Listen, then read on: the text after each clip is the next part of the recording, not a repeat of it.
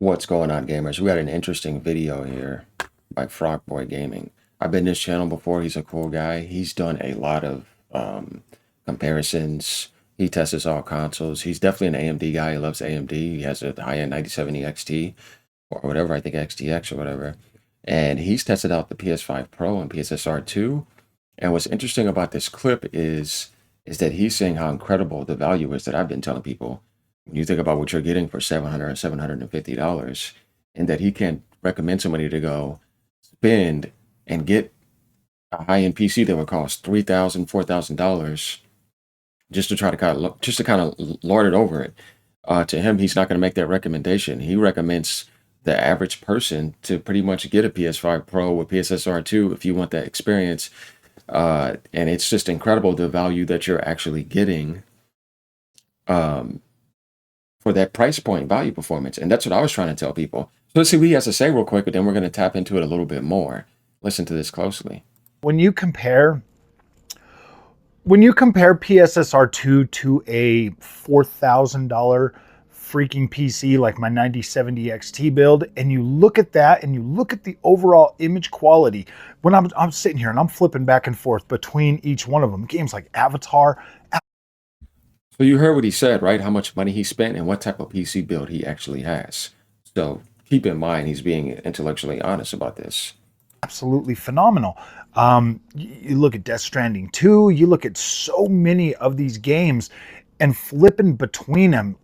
I'm not even joking when I say that the mostly stable 60 FPS performance modes on these PlayStation 5 $700 console literally gives you phenomenal image quality. I don't even know what else to say. Like it's absolutely, I mean, like it literally speaks for itself that you are getting such an incredible value with PS5 Pro. So right there again, did you just see what he said? This is somebody that games on a 9070 XT and, like you said, a $4,000 rig. He does graphics card comparisons all the time. And he's sitting there going through games for PSSR 2.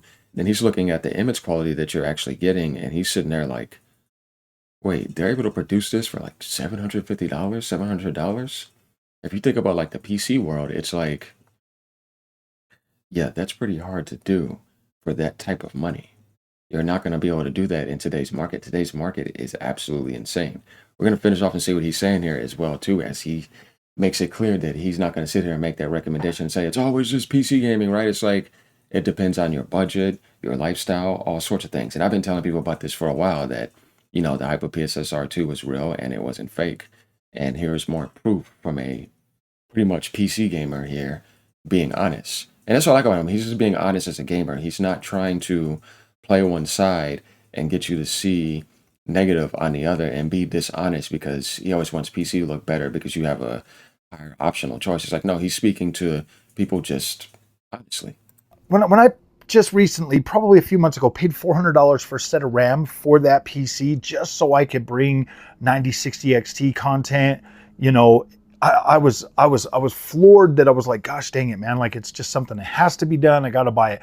But then when I look now at the incredible value of PS6 Pro, I can't like I said, I can't look you in the eyes and tell you to buy a PC over a Pro just because of the fact that like it is very, very good. Okay, so he meant to say PS5 Pro, so we know what he meant. But that's the thing there. He's basically saying that he's not going to look you in the eyes and tell you that because he's like, no, because the value that you're getting for $750, if you want to try to get this value on PC and obviously have like ray reconstruction and all the new stuff we see coming out, yeah, you're going to be spending thousands and thousands of dollars. People were already complaining back then, that the Pro was too expensive for $700. And that's just to tell you how most people think. They're never even willing to go that far, right? And you think you're going to recommend them to get that type of PC rig? No, because when you really look at the gaming community worldwide, not a ton of people have those type of rigs. Like if you talk about what's the percentage of people that have a $4,000 or $3,000 something laptop or desktop, right? It's not even 4% or 5%. That's how low that percentage is. So if it's like that in the PC world and you add in a console industry, then you just think about that percentage being even lower, like maybe 3 or 2%.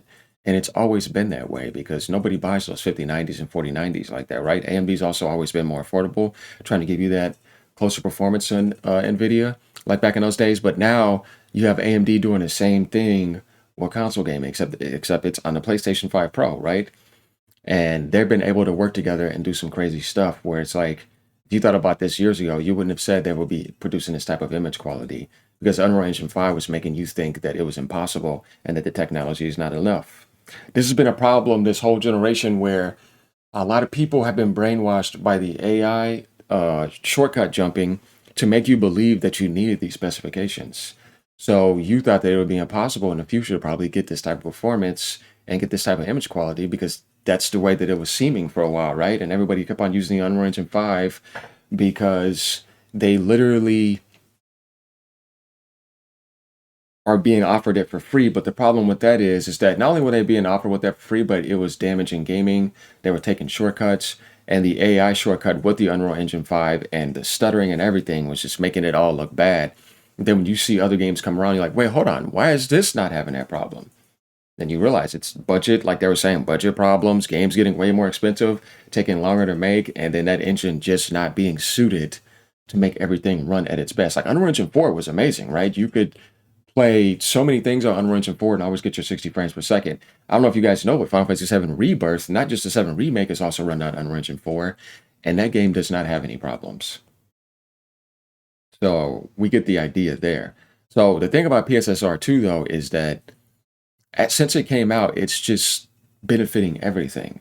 They finally cracked that secret that they needed to get. And I mean, like when you think about when PSSR came out, it was kind of in a DLSS 1 situation. I said, yo, imagine when FSR 1 came out. Imagine when DLSS came out. They had problems. They were not perfect. It took a while for NVIDIA. Well, we're not talking about DLSS 5 until we still got to see the final build. But it took a while for NVIDIA to get DLSS where it needs to be. And then over time, as DLSS kept on getting better, they added in frame generation. The neural networking kept on improving.